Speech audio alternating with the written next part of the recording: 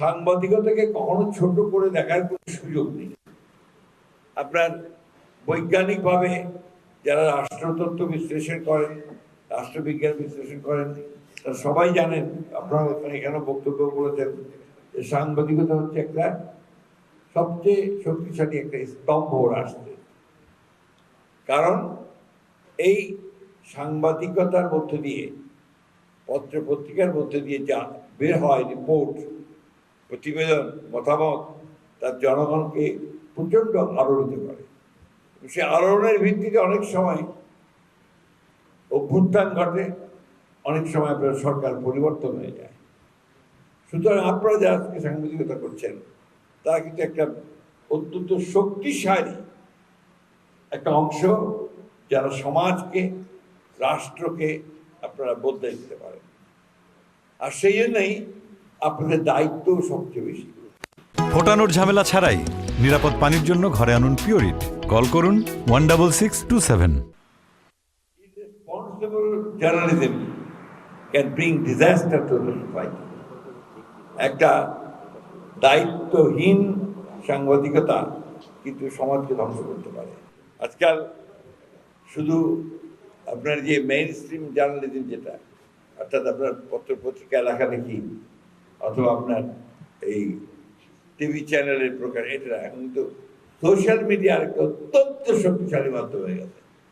এত শক্তিশালী মাধ্যম যেটা সমাজকে একেবারে পাল্টে দিচ্ছে, এবং একটা সমস্যাই তৈরি হয়ে গেছে যে সোশ্যাল মিডিয়াতে যে সমস্ত জিনিস বেরোয়, তাদের যে সমস্ত কমেন্টস আসে, লেখালেখিগুলো হয়, তাতে করে কিন্তু আপনার একজন রাজনীতিবিদের চরিত্র হনন করতে 1 সেকেন্ড লাগে না, হুইচ ইজ ভেরি ডেঞ্জারাস।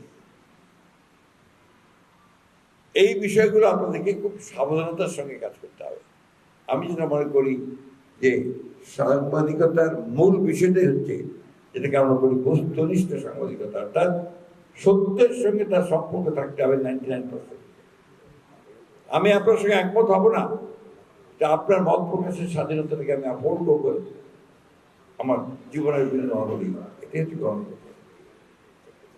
আরেকটা কথা জোর দিয়ে বলবো আপনাদেরকে, যে সেই দেশের গণতন্ত্র তত শক্তিশালী যে দেশে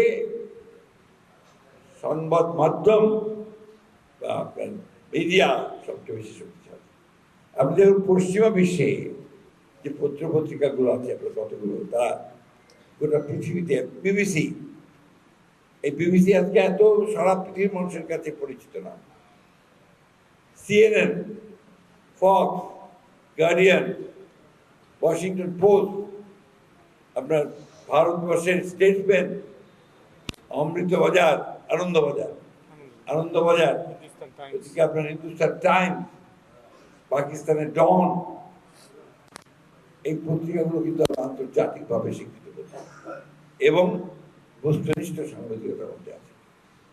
আজকে চাকুরগাঁয়ে আপনারা এখান থেকে অনেকগুলো কথা আমি সবগুলি শুনেছি, আমি জানি সব, যে আপনাদের কোনো ওয়েজ ওয়ার্ডে পড়ে আপনাদের কোনো জায়গা নেই, একটা তাই না? কেন করে? যে আসলে আপনাদের কোনো ইউনিটি নাই, আপনাদের ঐক্য নাই, আপনাদের সংবাদ যে প্রতিষ্ঠানগুলো আছে আপনার সাংবাদিকদের, অনেকগুলো আছে না, আপনার আবার বিভক্ত আছে। একটা আপনার federation of union of journalist, DMA, এটা 2 ভাগ, ওই 2 ভাগের মধ্যে আবার 2 ভাগ। এইভাবে তো আপনি কোনো দিক আদায় করতে পারবেন না। আপনার যে ঐক্যবদ্ধ না হন, আপনার, আমি শুনেছি ঠাকুরগাঁতে নাকি সাংবাদিকের 10টা ভাগ, ঠিক সত্য কি মিথ্যা আমি জানি না, কিন্তু আমার অনুরোধ থাকবে তার কিন্তু আপনারা not be able to achieve anything. আমি যদি বিভক্ত আছে, ঠিক আছে, আমি একে ব্যবহার করি, ওকে ব্যবহার করি, ওকে ব্যবহার করি, এই করিতে আমি আমার কাজ ছেড়ে দেবো, তাই না? তাহলে আপনারা কেন সেটা করছেন? আপনারা একটু ইউনাইটেড হন, আপনারা সবাই ঐক্যবদ্ধ হন, ঐক্যবদ্ধে আপনাদের নিজেদের স্বার্থে হন। আগে তো যে পেশা আপনি নিয়েছেন, সেই পেশায় তো আপনাকে বেঁচে থাকতে হবে নাকি?